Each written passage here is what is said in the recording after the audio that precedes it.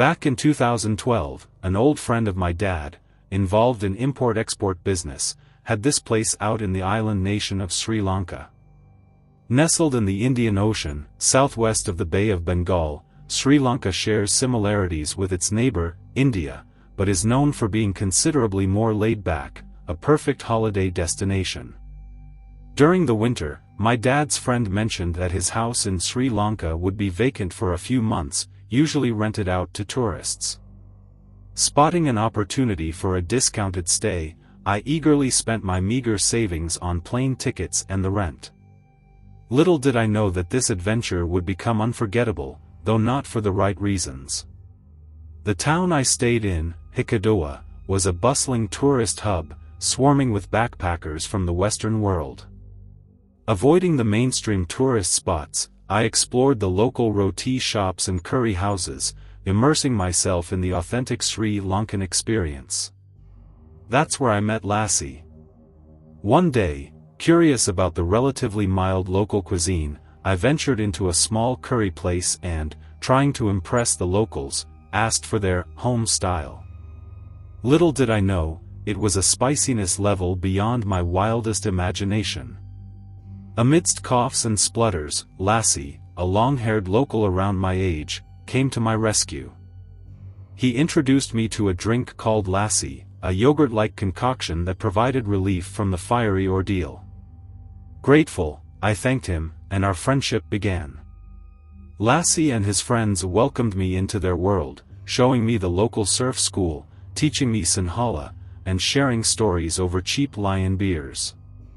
One day, Lassie mentioned a beach party and offered to get me in for free, courtesy of his connections. Intrigued, I agreed, unaware of the dramatic turn the night would take. As we headed to the beach bar, the atmosphere changed.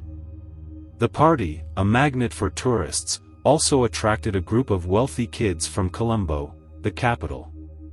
Lassie expressed his disdain for them, predicting trouble. The disparity between the locals and the tourists grew, and tensions simmered throughout the night. The breaking point came when the Colombo kids exhibited inappropriate behavior, crossing the line with Western girls.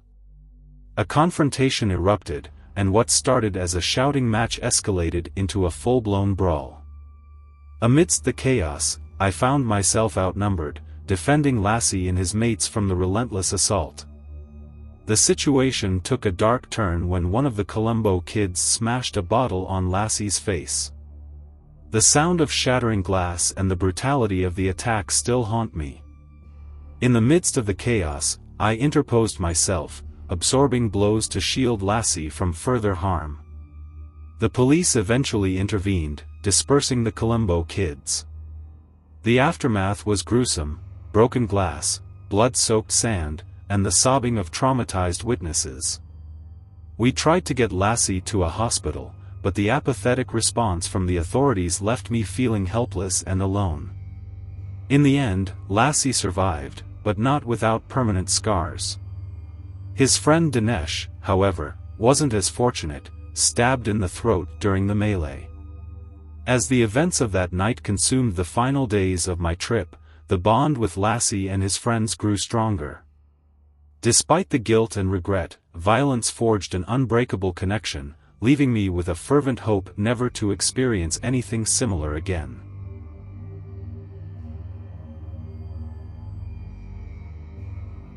I'm a dedicated dog lover, the type who stops in the street to engage with dogs in an animated, goofy voice, asking about their day, petting their fluffy fur, and playfully calling them chunky boys. I often get strange looks from their owners, but I don't mind because the joy it brings me is well worth it. However, during my travels through Southeast Asia, I had an encounter that highlighted the stark contrast in how animals are treated in different parts of the world. After graduating from college, my parents generously gifted me a dream trip to Southeast Asia. With the US dollar stretching far, I explored both bustling cities like Bangkok and Chiang Mai and the serene rural landscapes of Thailand. It was in one of these tranquil villages that I experienced one of the scariest moments of my life. As I strolled along a quiet dirt road, a group of dogs emerged from the bushes. Excitement bubbled within me at the sight of these unexpected companions. I eagerly pulled out my phone, intending to capture some adorable moments with these newfound furry friends. However, my joy turned to shock when the dogs instantly growled and bared their teeth, displaying a level of aggression I had never encountered in the States. I took a step back, hands raised in a placating gesture, trying to convey that I meant no harm. To my surprise, the pack of dogs began to follow me, their hostility escalating. Panic set in as their barks and growls echoed ominously. Shouting and clapping to scare them off only worked momentarily, they grew bolder with each passing minute. Attempting to escape, I felt the sharp pain of a dog's bite on my calf. Fear surged through me, and I started running, the pack nipping at my heels. Desperation set in as I spotted a nearby house. I screamed for help, and a Thai man appeared with a stick, fending off the aggressive dogs. Bruised and shaken, I found myself in the dirt, checking my legs for wounds. The Thai man, understanding the severity of the situation, rushed me to the hospital on his motorcycle. Grateful for his assistance, I offered him money, but he refused, emphasizing the importance of doing what's right. At the hospital, the language barrier posed a challenge, but the kindness of the Thai man transcended words. Thankfully, having received a rabies vaccination before my travels, I only needed a couple of shots as a precaution. The incident, terrifying as it was, underscored the genuine fear of contracting a deadly disease in a foreign land. While not as otherworldly as ghost sightings, the tangible and immediate threat made it the most terrifying experience of my Southeast Asia journey.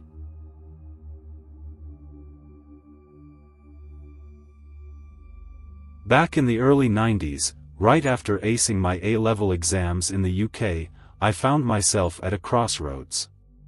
My parents, with their well-intentioned advice, suggested I take a gap year before diving into university life at Manchester. It was an opportunity to travel and explore the world before committing to academics. While some of my mates opted for the relatively safe Euro-Pass rail cards for traversing Europe, my adventurous spirit led me to a more exotic destination, India. Fueled by the savings from 2 years of weekend toil at Marks & Spencer's, I embarked on a 16-hour flight to Dabolim.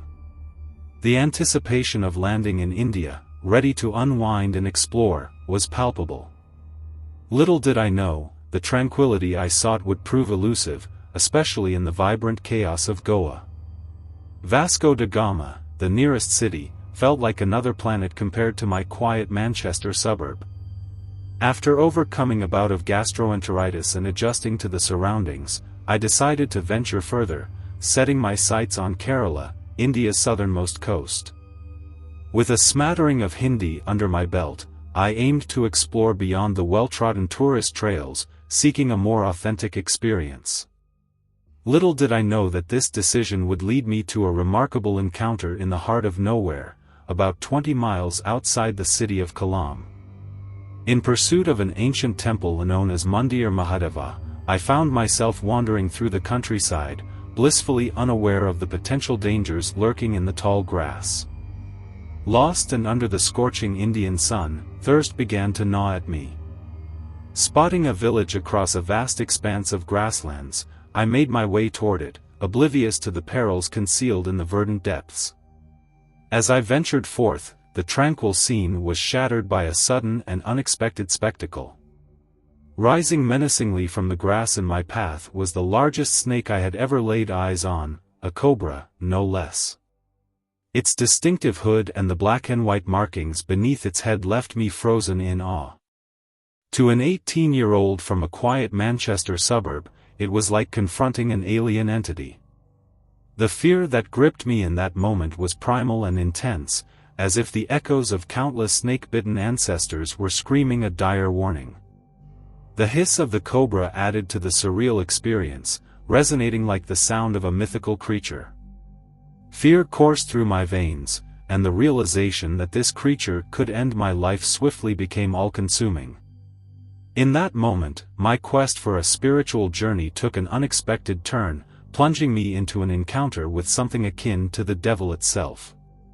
Then, as if in a fevered dream, the king cobra exploded before me. Its hood ripped open, and I saw a spray of fluid before it collapsed back into the grass. Still trembling, I found myself surrounded by two Indian lads who appeared out of nowhere, one of them brandishing a makeshift rifle. Their rapid-fire conversation in Malayalam left me bewildered, my attempts at Hindi falling on deaf ears. In the midst of this linguistic confusion, I grasped the one word we could share, Dhanyavad, thank you. I had no clue about the cobra's fate, but the Indian lads, armed with their makeshift firearm, had intervened and potentially saved my life. They led me back to their village, offering well water and a taste of their mom's rice and dal. Though I never did find that ancient temple, I experienced something far more profound, a day living in a tiny village, immersing myself in rural Indian life. As I later walked back to the train station, leaving behind the village and its warm-hearted inhabitants, I realized I didn't need to find that temple to have a spiritual awakening. Staring death in the eyes had given me a bold appreciation for life, a lesson etched into my very being. My journey through India had taken an unexpected turn, and as I caught the train back to Kollam, I couldn't help but reflect on the resilience of the human spirit and the incredible stories that unfold when we step off the beaten path. India, with all its wonders and dangers, had left an indelible mark on my soul, a journey I'd recommend to anyone, with the caveat to steer clear of tall grass, for cobras are not the only perilous secrets it conceals.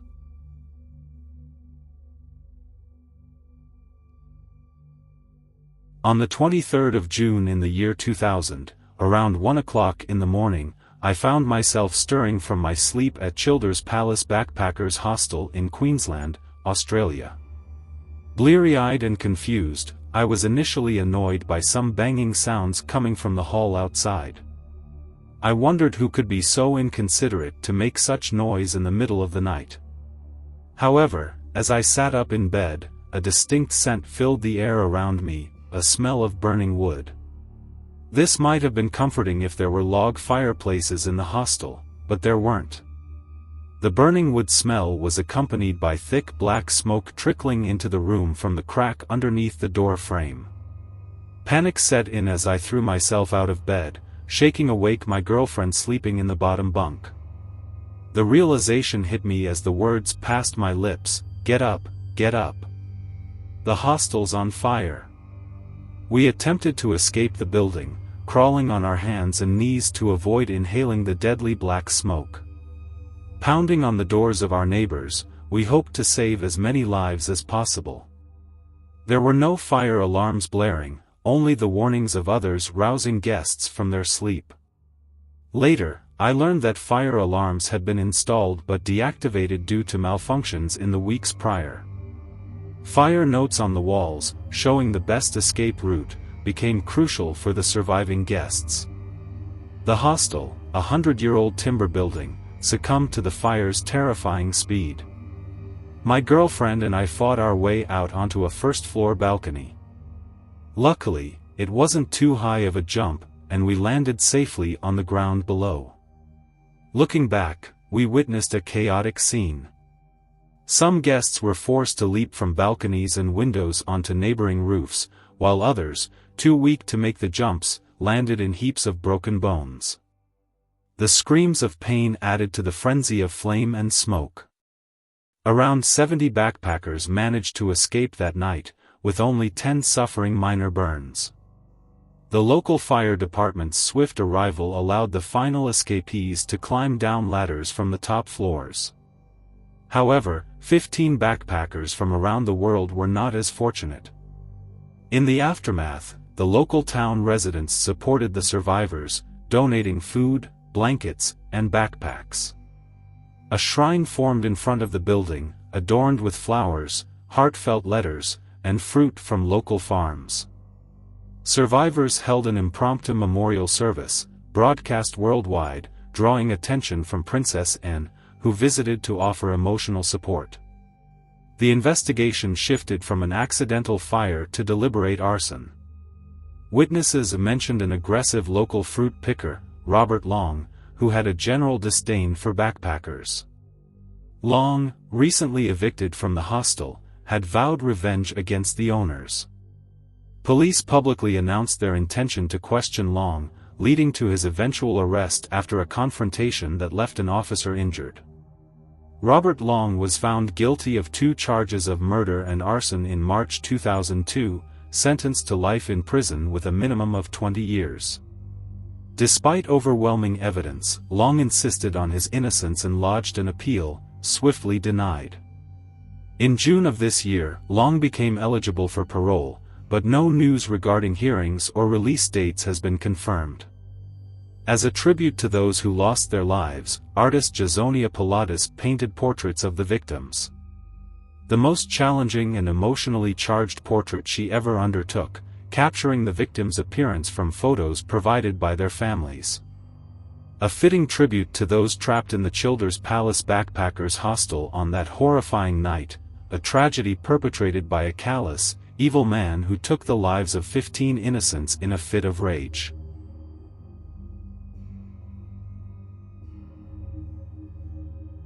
I was born and raised here in the UK, but my parents hail from Libya, having left in the 1970s, long before the current turmoil. Despite the challenges, we occasionally visited extended family in Tripoli, the capital city. With the fall of Gaddafi and the subsequent conflicts among rival militias, our visits dwindled. However, last year, a significant family wedding prompted an invitation we couldn't decline.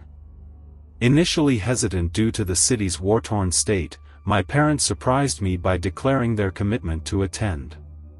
Faced with a dilemma, stay home, miss the wedding, and worry, or join them to keep an eye on their safety, I chose the latter.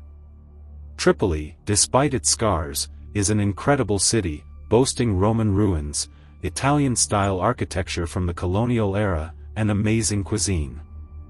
The signs of recent conflict were evident, with bullet holes and shell craters adorning the city.